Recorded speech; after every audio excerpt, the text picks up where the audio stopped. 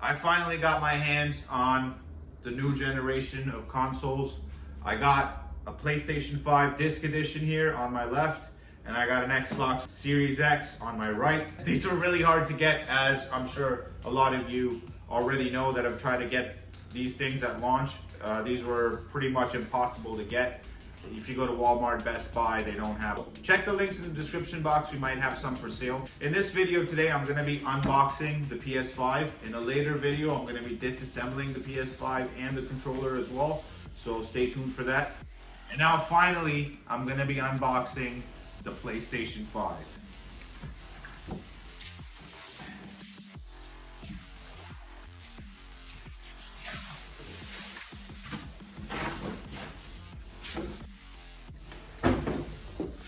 The box design hasn't changed at all over the years.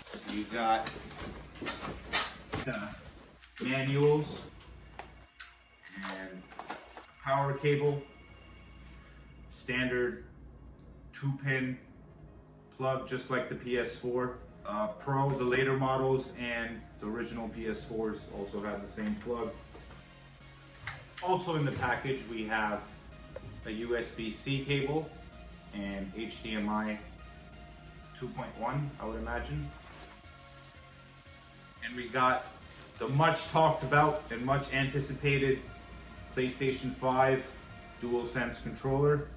They're not calling it DualShock anymore. My first impressions, I feel like it feels lighter than the PS4 controller. It's got a USB-C plug on it. That's a much awaited upgrade. USB-C tends not to get damaged. I'm sure you guys know about the old connectors getting broken all the time with the PlayStation 4 controllers. The controller model number is CFI Z or Z, depending on where you're watching this. ZCT1W. This looks like it's the stand for standing this thing up vertically. That's how most people are gonna have it, including myself. And now let's get the console out of the box. The main thing.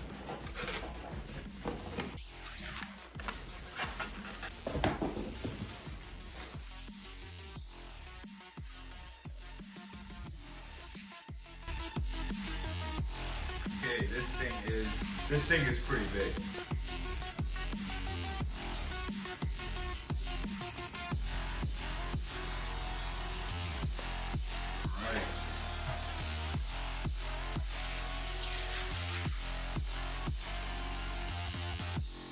There it is, the PlayStation 5.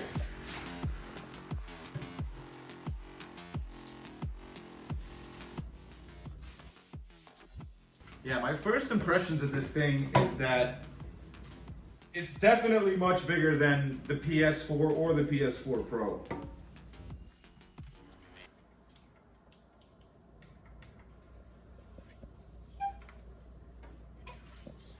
Which makes me wonder if there's going to be a PS5 Pro version. I would hate if there was. I hate my console getting outdated. That's the whole point of a console. If it's going to be tiered, I'd rather get a PC. I'm going to be spending money all the time. On the back, we got standard power port, 2 USB ports. They look like USB 3.1. We got an HDMI port. And we got an Ethernet port, oddly. I'm sure there's a lot of people that still use Ethernet, but I'm surprised that they're still putting these in.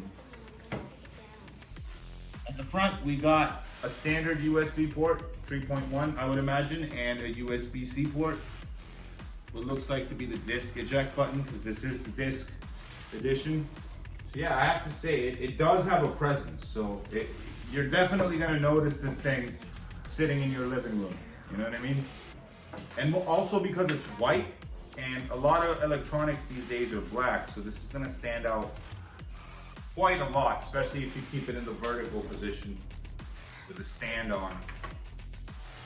See how this thing sits.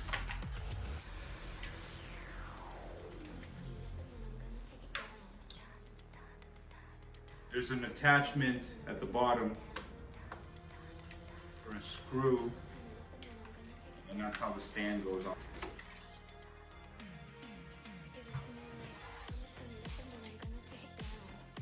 So that's what it looks like turned on.